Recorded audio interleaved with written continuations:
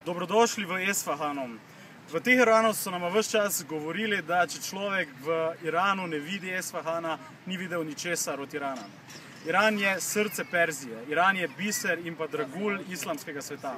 O tem smo se prepričali v teh dneh tukaj, v tem prekrasnem mestu in predvsem na tem fantastičnem Ivanovem trgu, na tem prostranem prostoru, kjer človeku zastane dih.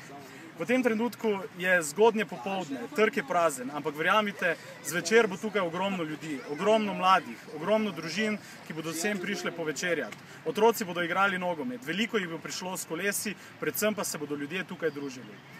Esfahan je mesto polno fantastičnih parkov, polno skritih čajnic, v katerih lahko v miru pokadiš svojo vodno pipo, polno fantastičnih majhnih knjižnic in pa velikih historičnih zgodovinskih palačk, v katerih se je pisala iranska zgodovina. Zato je Esfahan po svoje Iran v malem. Esfahan je liberalno mesto, Esfahan je odprto mesto. Ljudje tukaj, za razliko od nekaterih delov Teherana, pristopijo sami od sebe, te ogovorijo in se začnejo pogovarjati. Kakorkoli, v tem mestu se človek počuti zares dobro.